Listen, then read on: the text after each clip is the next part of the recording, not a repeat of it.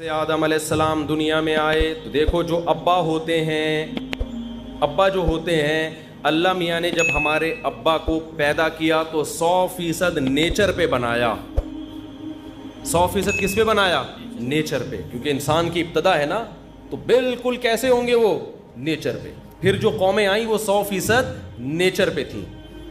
پھر انسان جب پیغمبروں کی تعلیمات سے دور ہوا تو نیچر سے آہستہ آہستہ ہٹنا شروع ہوا. تو نماز پڑھنا یہ ہماری نیچر کا حصہ ہے. اب میں آپ کو کہتا ہوں, یہ جو میں بار بار کہتا ہوں نا, میڈیکل سائنس ایک الگ فیلڈ ہے اور مذہب ایک الگ, یقیناً ایسا ہی ہے, لیکن مذہب کو فالو کرنا اس اعتبار سے کہ آپ کی نیچر کا حصہ ہے, اور میڈیکل سائنس سب سے زیادہ فوکس کس کو کرتی ہے؟ نیچر کو. کسی بھی ڈاکٹر سے پوچھ لو, وہ کہہ رہے ہیں کہ نیچرل غذائیں کھائیں, نیچرل لائف اسٹائل ہونا چاہیے. اگر آپ نیچرل لائف اسٹائل نہیں رکھتے, جائیدادیں کھا لو, آپ کی صحت اچھی نہیں ہو سکتی. رات کو جلدی سونا یہ نیچر ہے یا نہیں ہے؟ اور صبح جلدی اٹھنا, اسلام نے جو آپ کو ایک شیڈول بنا کے دیا ہے, اس میں رات کو دیر سے سو کے صبح دیر سے اٹھنا ہے یا جلدی سو کے جلدی اٹھنا ہے؟ اس کا مطلب اسلام آپ کو فطرت سے دور کر رہا ہے یا فطرت کے قریب کر رہا ہے؟ فطرت کے قریب کر رہا ہے. تو اس لیے پتہ چلتا ہے کہ اسلام اور میڈیکل سائنس اس اعتبار سے ایک ہی چیز کے دو نام ہیں. نہیں آئی بات سمجھ میں؟ اگر آپ کو اپنی صحت کو بھی مینٹین رکھنا ہے, انسان کا بچہ بن کے زندگی گزارنی ہے, ہر لحاظ سے فٹ رہنا ہے, تو آپ کو بالآخر اسلام ہی کو فالو کرنا پڑے گا. اس کے بغیر آپ صحت مند بھی نہیں ہو سکتے.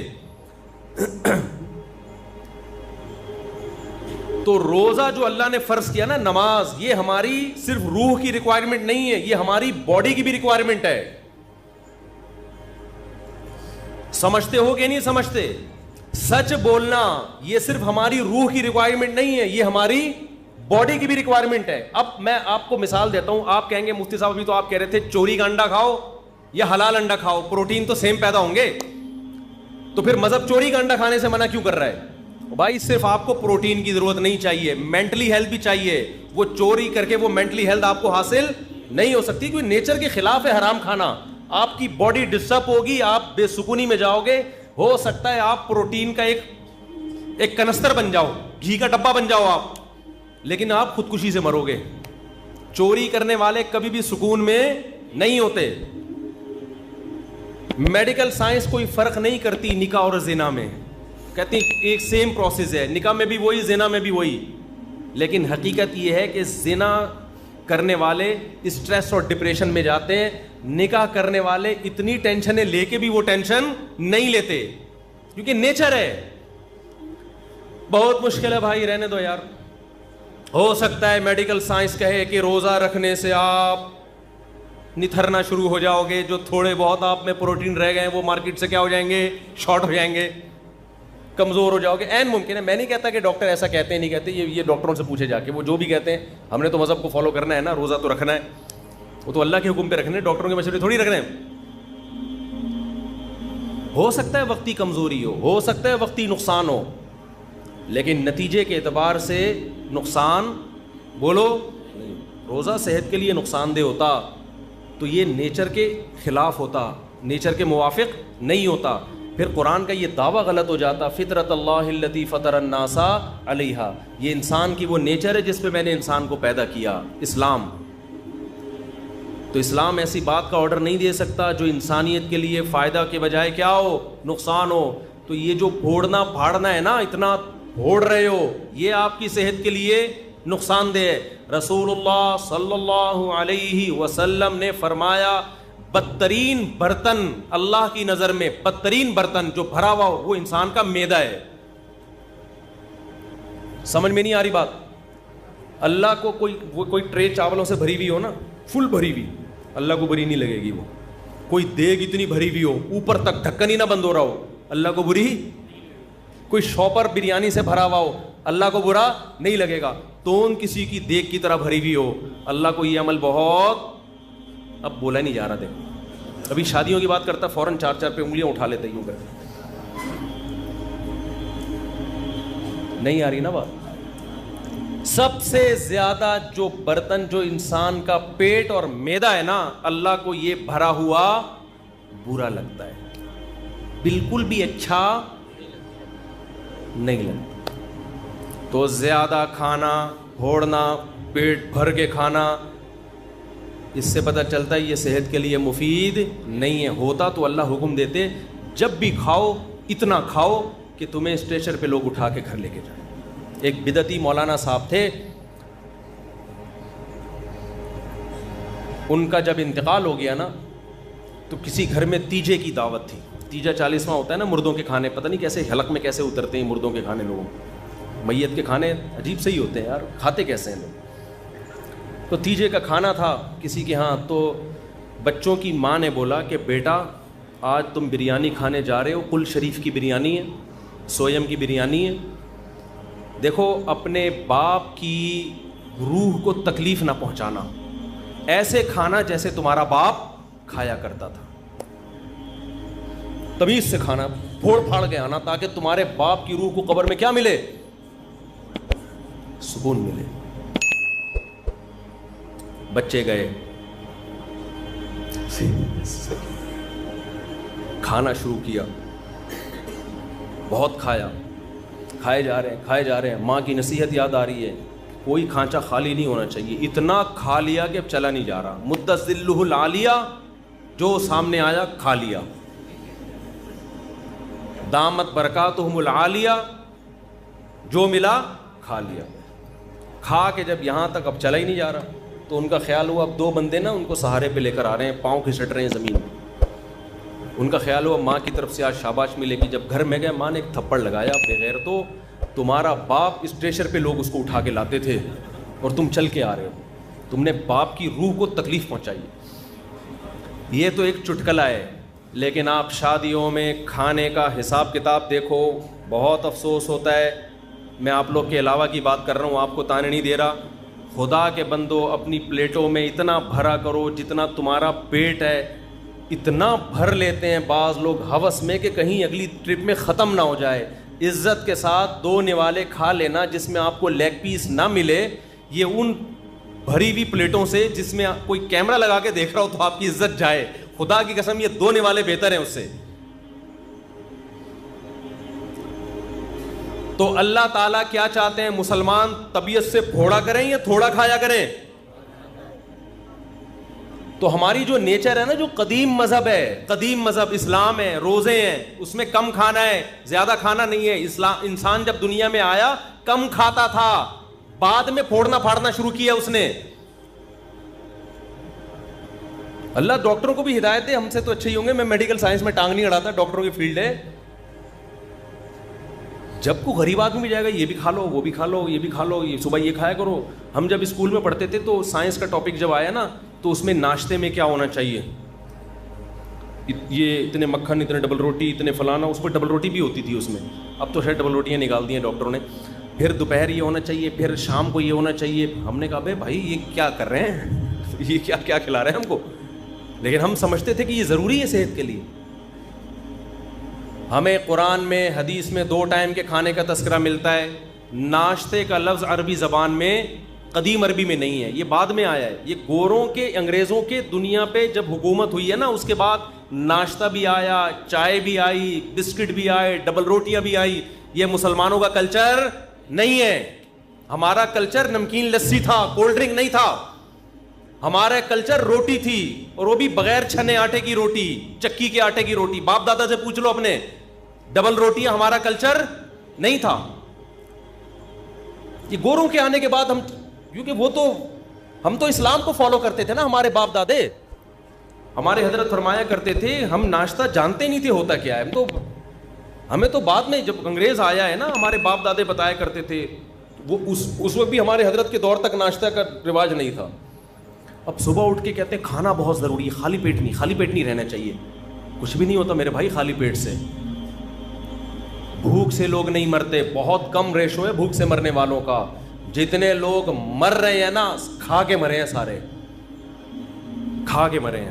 شوگر بھوکا رہنے سے ہوتی ہے، کھانا کھانے سے ہوتی ہے۔ اچھا لوگ میرے بیان پہ جب اعتراض کرتے ہیں تو ان سے میں ایک بات کہتا ہوں, کائنڈلی کسی بھی چیز کی پوری تحقیق کر لیا کریں اور بندے کا مطلب سمجھا کریں. میں نے ایک دفعہ بیان میں کہا جو میٹھا بہت کھاتے ہیں شوگر ہوتی ہے, تو کسی نے کہا میٹھا کا شوگر سے کوئی تعلق نہیں ہے. مجھے پتا ہے میٹھے کا شوگر سے کوئی تعلق نہیں ہے, میٹھا کھانے سے شوگر نہیں ہوتی, لیکن میٹھا کھانے سے وزن بڑھتا ہے, اور وزن بڑھنے سے کیا ہوتی ہے, شوگر. تو اتنے بیوقوف ہم ہیں نہیں جتنے لوگ سمجھ رہے ہیں ہمیں. میٹھا کھانے سے وزن تو بڑھے گا نا, اور وزن تو ہر بیماری, کینسر وزن بڑھنے سے ہوتا ہے. تو اتنے بیوقوف ہم ہیں نہیں. تبصرہ کرنے سے پہلے تھوڑا سا سوچ لیا کرو. ویٹ بڑھنا ہے, ویٹ تو ویٹ کھانا کھانے سے بڑھتا ہے یا کھانا چھوڑنے سے بڑھتا ہے؟ کھانے سے بڑھتا ہے, کھانے سے بڑھتا ہے. اوپر جتنے جائیں گے نوالے اتنا ویٹ بڑھے. تو اس لیے میں جو اصل بات, یہ میرا آخری بیان ہے نا آج کرنے تھے, پھر میرا سفر ہے, پھر میں رمضان میں آؤں گا, یعنی بیچ میں آؤں گا رمضان کی. سنو میری بات, آخری بات بالکل سچی مچی کی آخری. دیکھو یہ جو رمضان ہے نا, اللہ نے آپ کو موقع دیا ہے روحانی طاقت کے لیے بھی اور جسمانی طاقت کے لیے بھی. اس رمضان میں روحانی کام بھی کرو, گناہ چھوڑو. کیا کرنا ہے؟ تمام کبیرہ گناہوں کی لسٹ بنا لو. یہ کرتا ہوں, فحش فلمیں آج کل بہت نوجوانوں میں رائج ہو گئی ہیں, اس کو گناہ سمجھنا چھوڑ دیا ہے. یہ گناہ, ماں باپ کے ساتھ بد کلامی, بہنوں کی وراثت نہیں دے رہا, جھوٹ بولنا, سارے گناہوں کی. ہمارے استاذ کہا کرتے تھے گناہوں کو نا ڈائری میں لکھو, لسٹ بناؤ کہ میری زندگی کا عزم ہے کہ ان گناہوں کو میں نے اپنی زندگی سے نکالنا, اس کے لیے پلاننگ کرو. تو رمضان سے بہترین پلاننگ کا ٹائم آپ کے پاس کوئی بھی نہیں ہے. سمجھتے ہو؟ تمام گناہوں کو اپنی زندگی سے نکالنا ہے. عزم کرو اس رمضان میں 5 ٹائم تکبیر اولیٰ کے ساتھ ہم نے نماز پڑھنی ہے. یہ عزم کرو, عزم کرو. رمضان میں 20 رکعت تراویح پڑھنی ہے. دیکھو اسلاف کے دور میں 20 رکعت تراویح تھی. 8 رکعت تراویح ہمیں کسی صحابی تابعی سے نہیں ملتا. اگر حضرت عمر نے جو 8 رکعت والی روایت صحیح ہوتی نا, حضرت عمر سے 8 رکعت بھی منقول ہے, وہ روایت صحیح نہیں ہے. اگر وہ روایت صحیح ہوتی تو پوری روئے زمین پر کہیں تو 8 رکعت ہو رہی ہوتی اس وقت, کہیں بھی نہیں ہوتی, کہیں بھی نہیں تھی. حرمین میں 1400 سال ایک رمضان بھی ایسا نہیں آیا جس میں 20 رکعت سے 1 رکعت بھی کم تراویح ہوئی ہو. ہاں اب جا کے وہ 10 کر دیے کووڈ کی وجہ سے, وہ اب اگر کر بھی دیے تو ہمیں اس سے کوئی فرق نہیں پڑتا. 1400 سال تک کیا ہو رہا تھا؟ لوگ کہتے ہیں حرم میں رفع الیدین بھی تو ہوتا ہے. حرم میں رفع الیدین ہوتا بھی رہا ہے اور ترک رفع الیدین بھی ہوتا رہا ہے. جب احناف کی حکومت تھی, صدیوں حنفیوں نے حکومت کی ہے حرمین پر, اس وقت جو حنفی امام تھا بغیر رفع الیدین کے نماز پڑھاتا تھا. لیکن اگر کوئی رفع الیدین کے ساتھ پڑھاتا تو اس پہ بھی اعتراض نہیں تھا, کیونکہ صحابہ میں آپ کو رفع الیدین والے بھی ملیں گے اور رفع الیدین نہ کرنے والے بھی ملیں گے. تو ہماری نظر میں اس سے کوئی فرق نہیں پڑتا. لیکن تراویح کا جہاں تک مسئلہ ہے, 1 سال بھی حرمین میں صدیوں تک ایسا نہیں آیا کہ مسجد نبوی یا مسجد حرام میں 20 رکعت سے کم تراویح ہوئی ہو. اب جا کے سعودی حکومت نے اگر چینج کیا ہے کورونا کی وجہ سے یا کسی بھی وجہ سے, تو وہ چینجنگ سعودی حکومت کا اپنا ہیڈک ہے, وہ پوری امت پہ مسلط نہیں کیا جا سکتا. کہ 1400 سال سے, یعنی لوگ کہتے ہیں نا حرمین میں رفع الیدین, اور بھائی 1400 سال سے ایک کام حرمین میں کیسے غلط ہو سکتا ہے؟ رفع الیدین تو حرمین میں ہوا اور نہیں بھی ہوا, دونوں نمازیں چلتی رہی ہیں, لہذا دونوں ٹھیک ہیں. لیکن تراویح کبھی بھی 20 رکعت سے کم نہیں ہوئی ہے. تو اللہ, اگر یہ نماز بدعت ہوتی, یہ غیر سنت ہوتی, تو کیسے ہو؟ اور پھر تہجد کی نماز کو تراویحوں سے ملانا, میرا اس پہ آڈیو بیان ہے پورا دلیل کے ساتھ, وہ آپ سن سکتے ہیں. ابھی میں اس ٹاپک کو نہیں چھیڑتا. آپ نے عزم کرنا ہے کہ ہم نے تراویح کی نماز پابندی سے بولو پڑھنی ہے. تو عزم کرتے ہیں کہ نہیں؟ اس کی بڑی روحانی برکتیں ہوں گی. اور رمضان میں رات کے آخری حصے میں نا, سحری میں تو اٹھتے ہی ہیں سب لوگ, تھوڑی دیر پہلے دعا کا اہتمام کر لو. سب سے زیادہ دعاؤں کی قبولیت کا وقت رات کا آخری حصہ ہے. رات کو اٹھ کے آپ نے اللہ سے دعائیں مانگنی ہے. اپنی حاجات بھی مانگیں, کسی کا رشتہ اٹکا ہوا ہے وہ بھی مانگ سکتا ہے, کوئی پرابلم نہیں ہے.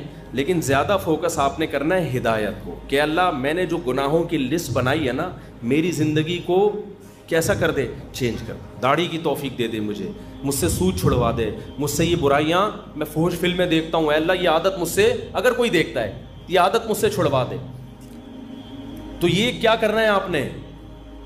یہ راتوں کو دعا مانگنا ہے. یہ ہوگی روحانی طاقت کے لیے, کیونکہ یہ آپ کو انسان اور گدھے میں فرق کرنے کے لیے, ٹھیک ہے نا. دوسرا کام آپ نے جسمانی طاقت کا بھی کرنا ہے. نبی صلی اللہ علیہ وسلم نے فرمایا المؤمن القوی احب الی اللہ من المؤمن الضعیف, طاقتور مومن اللہ کو کمزور مومن سے زیادہ محبوب. تو رمضان آپ کو طاقت بنانے کا ایک بہترین موقع, کیونکہ ہماری صحتیں برباد ہوتی ہیں پھوڑنے اور پھاڑنے سے. پھوڑنے کا مطلب کھا لیا, اور پھاڑنے کا مطلب 6 گلاس لسی کے اس کے اوپر. تو آپ نے کھانے پہ کنٹرول کرنا ہے رمضان میں. اللہ تعالیٰ آپ کو عادت ڈال دیتے ہیں کہ صبح سے لے کے شام تک آپ بھوکے رہتے ہیں. عام دنوں میں یہ پاسبل نہیں ہوتا, بھوکے رہنے کی عادت پڑ جاتی ہے. تو اس عادت کو مینٹین کریں, بھوکے رہنے سے کوئی نقصان نہیں. اچھا یہ ذہن میں رکھو, بہت سے لوگ کہتے ہیں رمضان میں ہمیں کمزوری ہو رہی ہے. کمزوری نہیں ہوتی, چونکہ ہمیں میٹھا کھانے کی عادت پڑ چکی ہوتی ہے. گلوکوز لیول سے, گلوکوز ہر وقت باڈی میں بھرا رہتا ہے, تو میٹھا بھی ایک نشے کی طرح ہے. جب وہ نہیں ملتا تو انسان کو پریشانی ہوتی ہے, اس پریشانی کو وہ ویکنیس سمجھتا ہے. جن کو میٹھے پھوڑنے کی عادت ہے نا, روزانہ 6 لڈو کھاتے ہیں, ان کو جس دن 5 لڈو ملے نا, ان کو کمزوری محسوس ہوگی. مجھے لڈو کھانے کی عادت نہیں ہے, مجھے لڈو نہ ملے مجھے کوئی کمزوری نہیں ہوتی. تو میٹھے کی عادت پڑتی ہے, تو جب وہ میٹھا نہیں ملتا تو کمزوری محسوس ہوتی ہے. وہ کمزوری نہیں ہوتی, وہ کمزوری کے نام پہ دھوکہ ہوتا ہے. اس کا حل یہ کہ چھوڑ دو تو یہ ٹھیک ہو جاؤ گے. نہیں یاری بات میرا خیال ہے. تو آپ نے کیا کرنا ہے بھائی, صبح سحری میں پھوڑو نہیں, تمیز سے کوئی تمیز کی چیزیں کھا لو, اور افطاری میں بھی تمیز سے تمیز کی چیزیں کھا لو. وہ میں تمیز کی چیزیں بتا نہیں رہا آپ کو کیا ہے, وہ ڈاکٹروں سے پوچھ لو, حکیموں سے پوچھ لو, وہ میں نہیں بتاؤں گا کیونکہ میرا شعبہ نہیں ہے. ہو سکتا ہے پکوڑے والوں کا بزنس بند ہو جائے, سموسے والوں کا بیچاروں کا, کہہ رہے ہیں رمضان میں تو ایک ہمارا بزنس چل رہا تھا, ہمارے کیوں بزنس پہ لات مار رہے ہو. تو آپ 2-3 چیزوں پہ تھوڑا کنٹرول کر لیں, ایک آئل اور ایک چینی.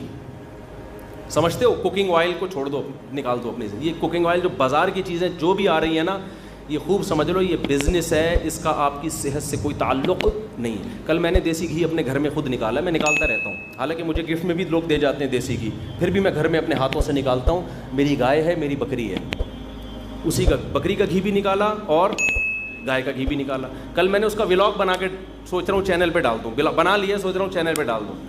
اور اس میں بتا رہا ہوں کہ میں گھی نکالنے کے طریقے نہیں بتا رہا, یہ نیٹ پہ آپ کو بہت اچھے مل جائیں گے. میں صرف یہ بتا رہا ہوں کہ آپ گھر میں جب فارغ ہو نا, تو ان ایکٹیویٹیز میں اپنے آپ کو کھپائیں. PUBG سے آپ کی جان چھوٹ جائے. ایک واشنگ مشین لے لے, 10-15 ہزار کی پلاسٹک کی آتی ہے.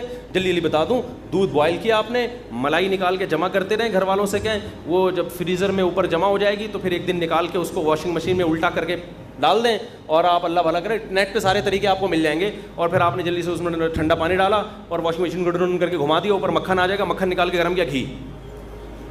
پہلے زمانے میں یوں کر کے نکالتے تھے, اس میں اپنا گھی زیادہ نکلتا تھا, گائے کا گھی کم نکلتا تھا. اب یہ سہولت سائنسی ترقی سے ہو گئی ہے کہ واشنگ مشین پلاسٹک کی لے لیں یا کوئی بھی اسٹیل کی, ڈرون گھمایا, نکال لیں. جب تک دکانوں سے اور بازاری چیزوں سے اپنی جان نہیں چھڑاؤ گے, صحت گئی تیل لینے, ٹھیک ہے نا. اور اب تو ڈاکٹر بھی کہہ رہے ہیں دیسی گھی کھاؤ بھائی, ڈاکٹر بھی کہہ رہے ہیں کہ یار یہ آرگینک چیزوں پہ آ جاؤ. تو یہ کام کریں گے, ذہن بھی خوش رہتا ہے انسان کا اس سے, اور فضول ایکٹیویٹیز سے بھی بچا رہتا ہے آدمی. تو اب تو ڈاکٹر بھی کہہ رہے ہیں کہ گائے گھر پال کے دودھ پی لو تو ٹھیک ہے, بازار کے بھینس کا کوئی بھروسہ, ٹیکے لگا کے پتہ نہیں کیا نکل, خیر ڈبوں سے پھر بھی بہتر ہے.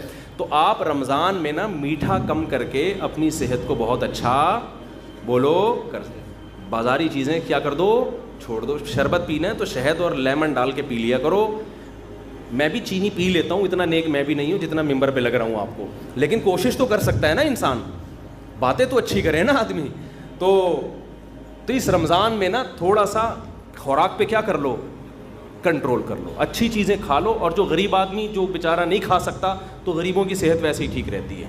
یہ سارے مسئلے مالداروں کے ساتھ ہیں, جن کے پاس پیزا اور برگر کھانے کے بہت زیادہ پیسے ہوتے ہیں. غریب آدمی کو تو جو ملا کھا لیا, اور اس کی باڈی کو ٹھا کر کے لگتا بھی ہے کہ ملتا کم ہے نا بیچارے کو. وہ اگر 2 لڈو کھا بھی لے گا نا, تو سارا دن میں 2 لڈو کچھ نہیں کریں گے, وہ طاقت ہی دیں گے اس کو. تو جس کے پاس پیسے ہیں وہ بھائی آرگینک چیزوں پہ آ جائے, اور کھجور کو فوکس کرے افطاری میں, اور تلی ہوئی چیزوں کو تھوڑا مارکیٹ سے شارٹ کر دے. کچھ نہیں مرے گا انشاءاللہ. آپ سمجھیں گے میں مر جاؤں گا, ایسا نہیں ہوگا. وقتی کمزوری ویکنیس ہوگی آپ کو, لیکن 1 مہینے بعد جب آپ دیکھیں گے نا یار یہ تو کیا ہو گیا, ہٹو بچوں, آپ کی آنکھوں میں نگاہیں تیز ہو جائیں گی, سماعت بڑھ جائے گی, ایسی باڈی ایکٹیو ہو جائے گی, آپ کو لگے گا میں مفتی صاحب جو 4 شادیوں کی بات کرتے ہیں غلط نہیں کرتے. بہترین بات کی تھی مفتی صاحب. ابھی تو آپ کو لگے گا یار یہ کیسی باتیں کرتے ہیں مفتی صاحب 4 شادیوں کی. تو آپ ذرا 1 مہینہ روزہ رکھ کے دیکھیں نا, تمیز سے, پھوڑنا پھاڑنا کم کرنے, کھجلے پھینیاں نہ کھائیں سحری میں, تمیز کی چیزیں کھا لیں. وہ ڈاکٹر حکیموں سے پوچھیں کیا کھانا ہے, تو تمیز کی چیزیں کھا کے اپنی صحت کو کنٹرول کریں. تھوڑی سی توندیں تھوڑی سی پچکیں گی, تھوڑا کولیسٹرول لیول کم ہوگا, یا کولیسٹرول کم نہ بھی ہو, فیٹ تھوڑا کم ہوگا, تھوڑے نتھریں گے, تھوڑے باریک ہوں گے, تھوڑا وزن کم ہوگا, پھرتیلی آئے گی باڈی میں, ہٹو بچو ہو جائے گا. آئی بس کیا ہو جائے گا, ہٹو بچو, ایسے فٹ فاٹ. جی ہاں, وہ میں بھی اعلان کرتا ہوں اس کے بعد. تو یہ بھی آپ کو رمضان میں اللہ نے چانس دیا ہے. اللہ تعالی ہمیں روحانی اور جسمانی دونوں صحتوں کو اس رمضان میں